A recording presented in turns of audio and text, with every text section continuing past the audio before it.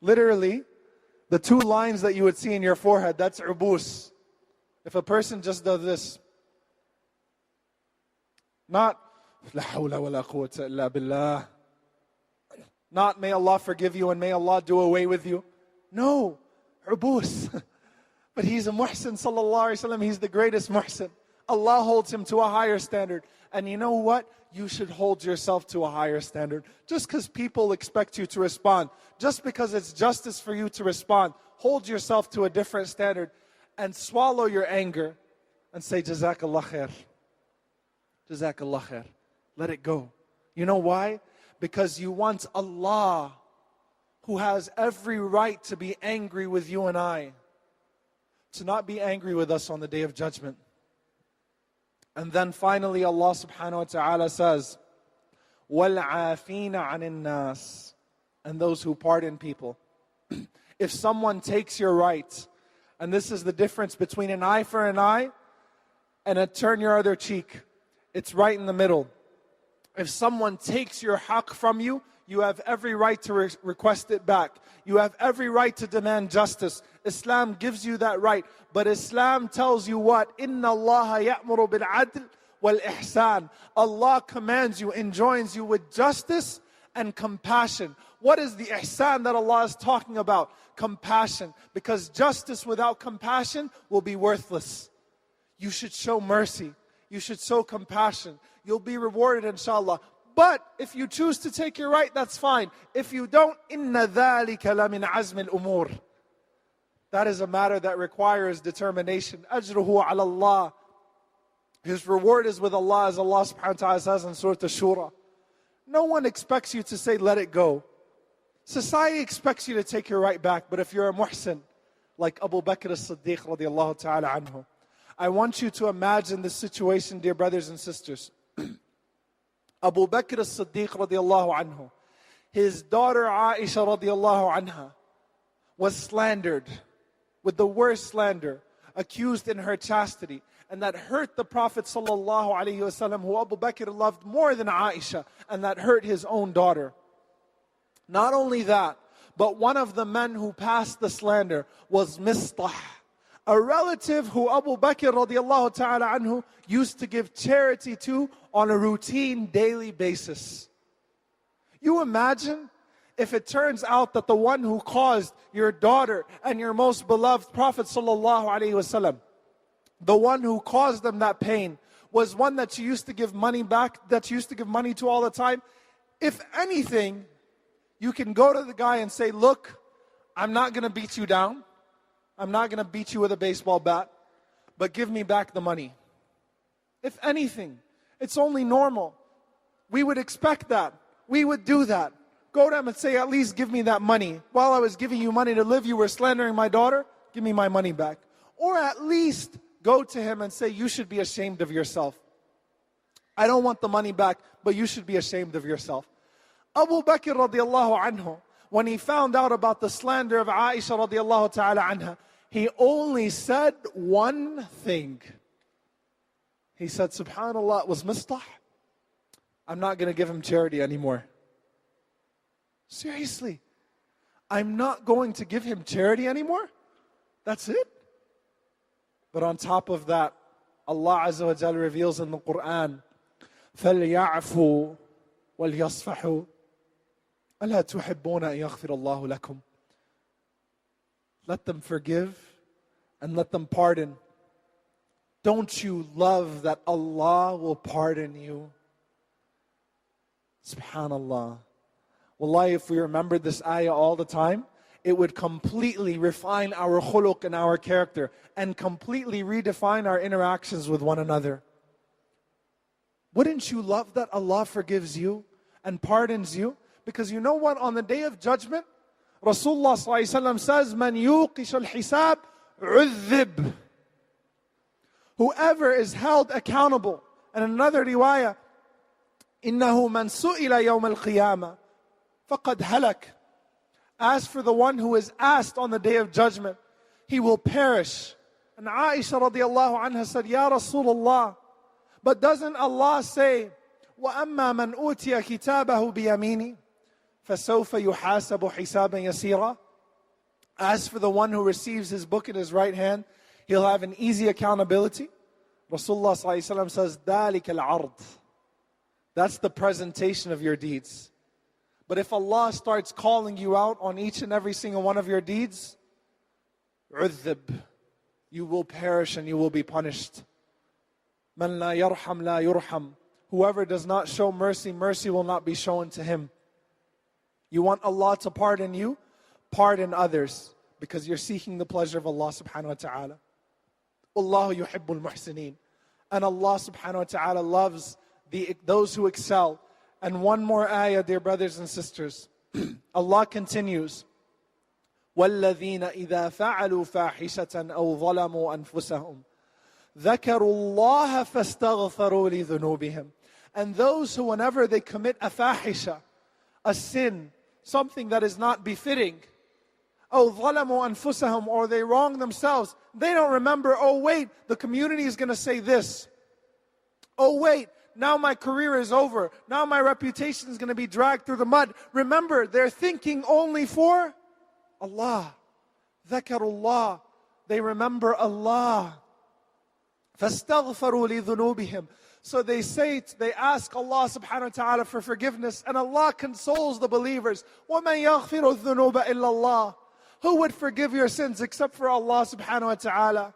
وَلَمْ يُصِرُّوا عَلَى مَا فَعَلُوا وَهُمْ يَعْلَمُونَ. And they would never be able to bring themselves back to that same sin over and over and over and over again, knowingly, being aware of Allah subhanahu wa ta'ala watching them. Dear brothers and sisters, all of this that we just described is ihsan. All of this is called ignoring society's standards, ignoring the status quo, ignoring what people expect of you, and looking to what Allah expects of you, and looking to the pleasure of Allah subhanahu wa ta'ala, and not worrying about what other people say, and not worrying about what other people think.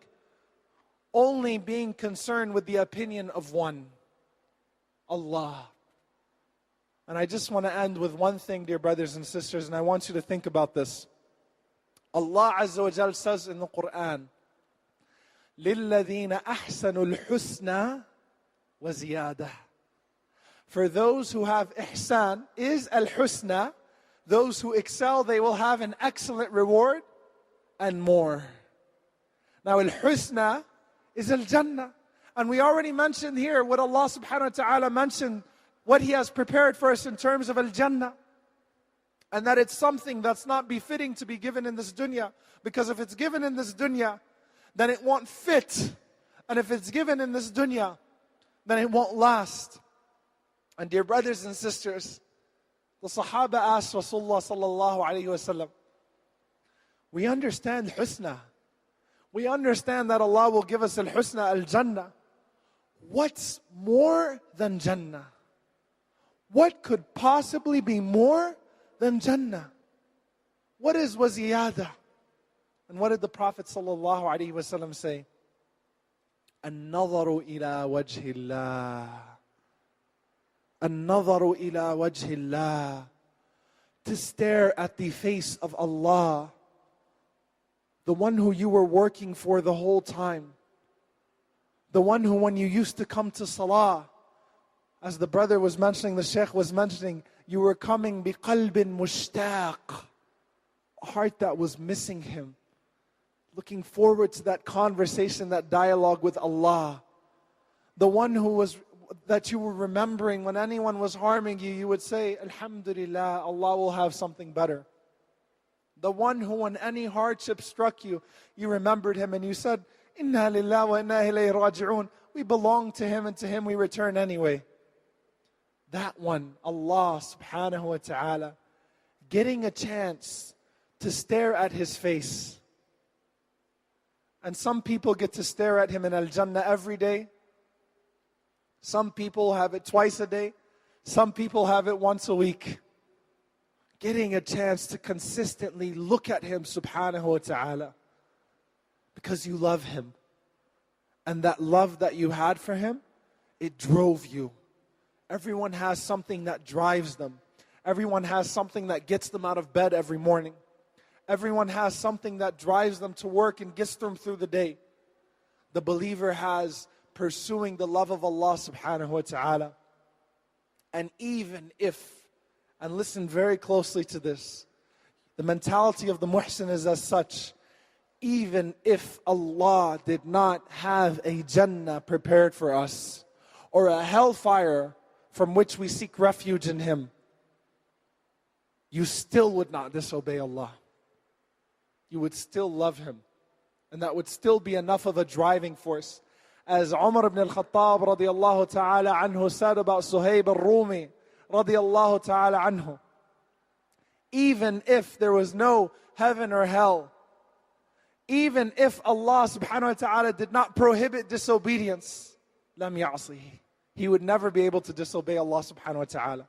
Because that's how intense His love is for Him.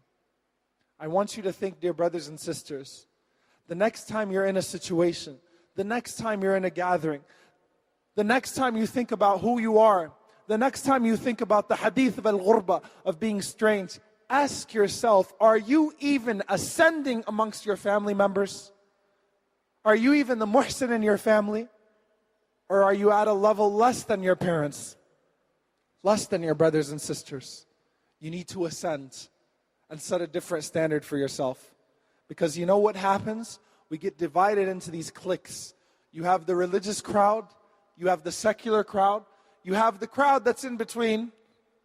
They'll perform all the rituals and things of that sort, but whenever there's a real inconvenience in life, they'll go back to the secularism. And we belong to one of these crowds somehow. You get fit into a crowd. Don't worry about the crowd. Think about Allah subhanahu wa ta'ala.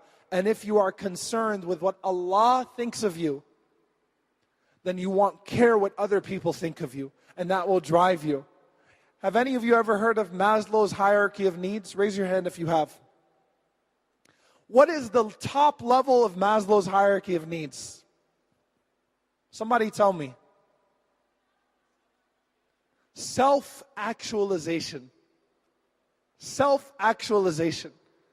You know what the definition of self-actualization is? That the person becomes independent of the opinion of others. SubhanAllah. The person has security, a sense of security, self-esteem, confidence, self-actualization, realizing that they don't need to worry about what other people think of them. They've set new standards for themselves. They have a mission. They have a vision. And what do we know from Sufyan radiallahu ta'ala anhu? What did he say? إِذَا صَحَّ مِنْكَ الْوُدُّ فَالْكُلُّ هَيِّنٌ فَكُلُّ الَّذِي فَوْقُ التُّرَابِ تُرَابٌ. If I have your love, O Allah, then everything else becomes worthless. Because everything that's on top of this dirt is in and of itself dirt. If I have your approval, if I have your love, if I have your standard, if I have your guarantee, and if I have your pleasure, your ridwan, I don't care about anything else. The next time you find yourself in a fundraiser, and you find yourself that, I'm thinking about, well, I don't have too much money, I'm struggling, give to show Allah subhanahu wa ta'ala that I'm only worried about what you think of me. The next time someone offends you or insults you, and everyone expects you to respond, swallow your anger and smile in their face and say, Jazakallah khair akhi. You have any advice? Assalamu alaikum. The next time someone takes a right from you, forego that right. Make dua for that person and say, Oh Allah, I pardon that person in hopes that you would pardon me. And the next time you go into your salah, make sure that the only one you're concerned about watching you is Allah subhanahu wa ta'ala.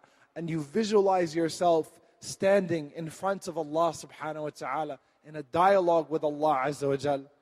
And with that, dear brothers and sisters, we would achieve taqwa, and we would achieve ihsan, and we would achieve the ridwan of Allah subhanahu wa ta'ala. We ask Allah subhanahu wa ta'ala to grant it to us. We ask Allah to love us. We ask Allah subhanahu wa ta'ala to make us amongst those who love Him. And we ask Allah subhanahu wa ta'ala to make us amongst those upon whom He lavishes praise. Because you know what, dear brothers and sisters, right now, what is Allah subhanahu wa ta'ala saying to the malaika? Allah is saying to the angels that reported to Him, said, we found this majlis, we found this gathering of people remembering you. Allah subhanahu wa ta'ala is saying, if He loves us, Ya Jibreel, inni uhibbu fulan. Oh Jibreel, I love that person. So you love him too. So Jibreel will love him. And Jibreel alayhi salam will go and will call upon all of the inhabitants of the heavens and say, Inna Allah yuhibbu fulan fa'ahibbuh. Allah subhanahu wa ta'ala loves this person, so you should all love him too. فَيُحِبُّهُ أَهْلُ السَّمَاءِ. And so all of the inhabitants of the heavens love him.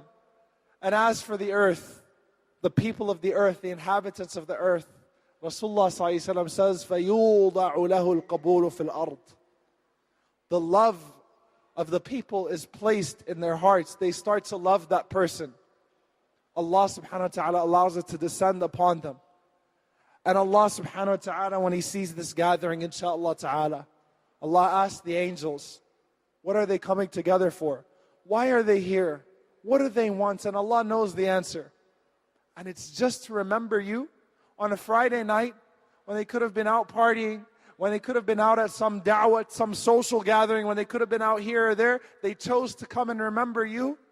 Allah subhanahu wa ta'ala says to the angels, bear witness that I have forgiven all of them. I have forgiven all of them. And the angels say, but Ya Allah, there's that person amongst them who's only here because his family dragged him. There's that person who's there because you know what, he wanted to go meet his friends, social gathering, whatever. There's that person that's there for some business connection, something like that. And what will Allah subhanahu wa ta'ala say? He's forgiven too.